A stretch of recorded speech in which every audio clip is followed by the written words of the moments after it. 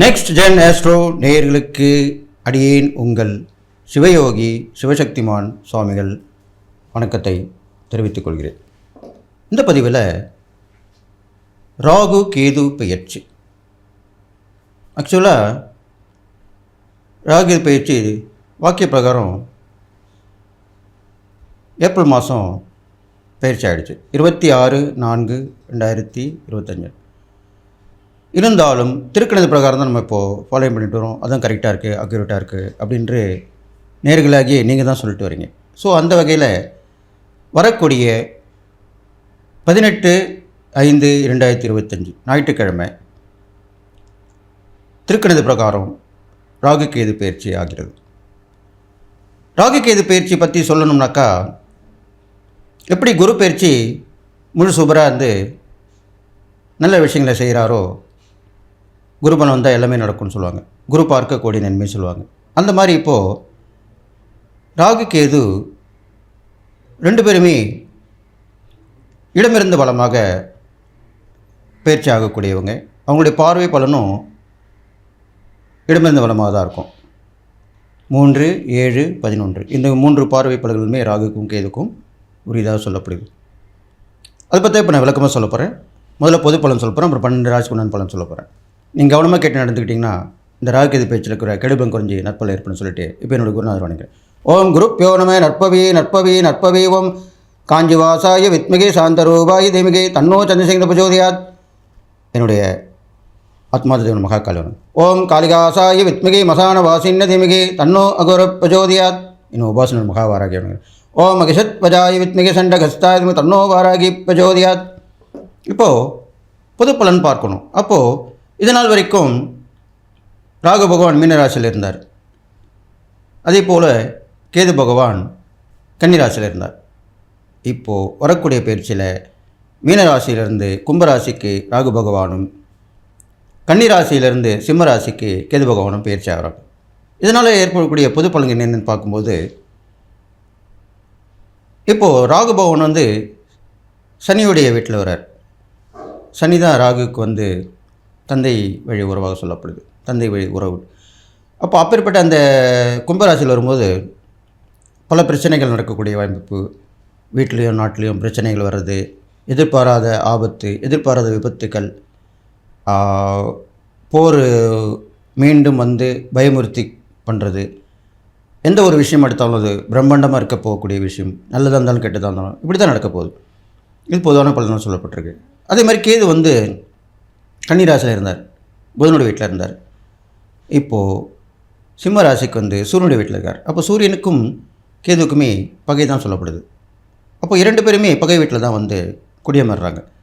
அப்போ அவங்களுக்கு ஏற்கனவே அவர்கள் பாபகிரகங்கள் நிழல்களையும் சொல்லப்படுது. அப்போது இன்னும் எரிகிற தீயில் எண்ணெய் ஊற்றினார் போல அப்படி சொல்லுவாங்க பழமொழி. அதுதான் இப்போ நடக்க போகுது. அப்போ கேது பகவான் சிம்மராசியில் வரும்பொழுது உங்களுக்கு நிறைய எதிர்பார்ப்புகள் ஏமாற்றம் அடையக்கூடிய சூழ்நிலை. முக்கியமாக அரசியல், சினிமா, முக்கிய விஐபின்னு சொல்லலாம், விஐபி விவிஐபிலாம் சொல்கிறோம் இல்லையா, அவங்களுக்கு எல்லாமே பிரச்சனை வரக்கூடிய அமைப்பாக இப்போ இருக்க போகுது. நிறைய ஆபத்து விபத்துகள் ஏற்பட போகுது. இருந்தாலும் நன்மையான பலனும் நடக்கும். அதை நான் ஒவ்வொரு ராசிக்கு சொல்லும்போது விரிவாக சொல்ல போகிறேன். அதனால் அந்த ராகு கேது பயிற்சி நீங்கள் கவனமாக கேட்டு நடந்தீங்கன்னா இந்த ஆபத்து விபத்துகளிலிருந்து காப்பாற்றப்படுவீர்கள். அதுக்குண்டான பரிகாரம் நான் சொல்ல போகிறேன்னு சொல்லி இப்போது அடுத்ததாக 12 ராசிகளுடன் பலனை பார்ப்போம். மீனராசி நேயர்களே, உங்களுக்கு உண்டான ராகு கேது பயிற்சி பலன் தான் சொல்ல போகிறேன். உங்கள் ராசிக்கு 12ஆம் இடத்துல ராகு பகவான் வந்திருக்கார். உங்கள் ராசியில் இருந்தார், இப்போ 12ஆம் இடத்துக்கு போயிட்டார். அதே மாதிரி கேது பகவான் 7ஆம் இடத்துலேருந்து இப்போது 6ஆம் இடத்துக்கு வந்துட்டார். அப்போது பெரிய மாற்றங்கள் கண்டிப்பாக நடக்க போகுது. 12ஆம் இடத்தில் உள்ள ராகு பகவான் கண்டிப்பாக உங்களை வெளியூர் வெளிநாட்டு பயணத்தை ஏற்படுத்தி கொடுப்பார். கண்டிப்பாக இடமாற்றம் ஏற்படுங்க. ஏற்கனவே குருவும் இப்போ மாறி இருக்கார், 4ஆம் இடத்தில் குரு வந்திருக்கார். அப்போது கண்டிப்பாக எதிர்பாராத பயணங்கள் ஏற்படும், எதிர்பாராத சந்திப்புகள், எதிர்பாராத வாய்ப்புகள் எல்லாமே உருவாகும். அது இல்லாமல் கணவன் மனைவி உறவு அந்நியம் கொஞ்சம் குறைவாக இருக்கும். அப்போ நீங்கள் கவனமாக இருந்து, ஒற்றுமையாக இருந்து, அதிகமாக பேச்சுவார்த்தை இல்லாமல் ஒருத்தருக்கு உதவி பண்ணி மறைமுக உதவி பண்ணலாம். ஏதாவது பிரச்சனை வந்தால் கூட அந்த இடத்த விட்டு போயிடலாம். இது மாதிரிலாம் பண்ணிட்டு வரலாம். அது இல்லாமல் விரயங்கள் செலவுகள் அதிகமாக இருக்க வாய்ப்பு இருக்குது. அப்போது அதை குறைச்சிக்கணும். வீண் செலவு சுப செலவாக்கிக்கணும், உபயோகமான செலவாக்கிக்கணும். இது மாதிரி பண்ணிக்கணும். அடுத்ததாக 6ஆம் இடத்துல இருக்கிற கேது என்ன பண்ணுவான்னு கேட்டிங்கன்னா, கடன் வழக்கு பிணி அப்படி சொல்லக்கூடிய இடமா இருக்குது.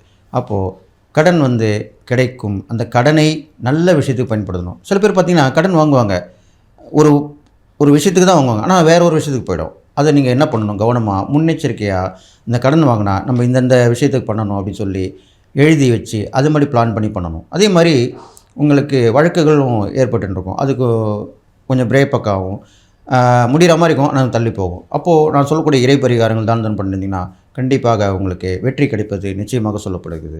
அது இல்லாமல் நோய் நொடிகள் வந்தாலும் ஒன்றுக்கு ஒன்று பார்த்து அதை தவிர்க்கணும். இப்போ உணவால் நோய் அது டாக்டர் சொல்லுவாங்க அட்வைஸ், அதை கேட்டு நடக்கணும். அதுதான் முக்கியம்.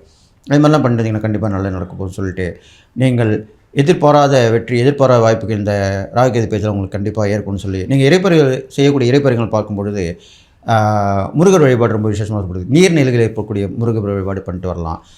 நீரில் இருக்கக்கூடிய ஜீவராசிகளுக்கு உணவு கொடுத்துட்டு வரலாம். அது இல்லாமல் நாக தேவதைகள் கோயில் போயிட்டு வரலாம், புத்தூரில் கோயில் போயிட்டு வரலாம். சனிக்கிழமை ராகு பகவானுக்கும் செவ்வாய்க்கிழமை கேது பகவானுக்கும் பரிகாரம் பண்ணிட்டு வரலாம். அவங்களுக்கு உண்டான தானியங்கள் வைத்து விளக்கேற்றி வழிபாடு பண்ணிட்டு வரலாம். இதெல்லாம் பண்ணிட்டு வரணும். அதே போன்று ராகுக்கு துர்க்கை வழிபாடு பண்ணலாம். கேதுவுக்கு விநாயகர் வழிபாடு, கேது காளிகாம்பாள் வழிபாடு, இது ரெண்டுமே பண்ணாக்கா கேதுவுக்கு பரிகாரமாக சொல்லப்படுறது. இதெல்லாம் பண்ணிட்டு வரலாம். நீங்கள் பெரும்பாலும் சாதுக்களுக்கு, சிவனடியார் இருக்கா பார்த்திங்களா, அதில் ரொம்ப ஏழ்மையாக உள்ளவங்க இருப்பாங்க சிவனடியாரில். அவங்களுக்கு போய் நீங்கள் தேடி கண்டுபிடிச்சி, அவங்க கேட்க மாட்டாங்க. அவங்க வந்து அடியாருக்கு அடியவன் சொல்லுவார் சிவன். என்னுடைய அடியாருக்கு செஞ்சிங்கன்னா எனக்கு செஞ்ச மாதிரினுவாங்க. அப்போது அப்பேற்பட்ட அந்த சிவனடியார்கள் நீங்கள் தானத்தில் நிறைய பண்ணலாம். அவங்களுக்கு தேவையான உதவிகள் செய்யலாம். இதெல்லாம் பண்ணிட்டு வந்தீங்கன்னா இந்த ராகுகேது பற்றி உங்களுக்கு கண்டிப்பாக நல்லது நடக்கும்னு சொல்லி நீங்கள் வந்து சூட்சமான ஒரு பரிகாரம் சொல்ல போகிறேன். அப்போது அது என்னன்னு கேட்டிங்கன்னா, விஸ்வரூப தரிசனம். அப்போது குரு கடாட்சமாக இருக்கக்கூடிய அந்த எல்லாம் உள்ள சுவாமிமலை முருகன், குருஸ்தானம் சொல்கிறாங்களே முருகரை, அந்த சுவாமிமலை முருகன் வழிபட்டிங்கன்னா உங்களுக்கு எல்லாமே அந்த காப்பாற்றப்பட்டு எல்லா சிந்தனை வந்து தெளிவு ஏற்பட்டு நீங்கள் எந்த ஒரு ஆபத்து விபத்துலையும் தப்பிச்சிருவீங்கன்னு சொல்லி, இந்த ராகுகேது பேச்சில் இருக்கிற கெடுபலன் கொஞ்சம் நற்பலன் தான் ஏற்படுன்னு சொல்லி நான் சொல்லக்கூடிய இந்த இறைப்பறிகள் தான மர்மங்கள் நீங்கள் கடைபிடிச்சி வந்தீங்கனாலே நல்லது நடக்கும்னு சொல்லி, இந்த ராகுகேது பயிற்சி நல்ல விதமான ஒரு பயிற்சியாக உங்களுக்கு அமையுன்னு சொல்லி வாழ்த்தி, எல்லா நலமும் பெற்று வாழ்வீங்கன்னு சொல்லி வாழ்த்தி விடைபெறுகிறேன். நன்றி, வணக்கம்.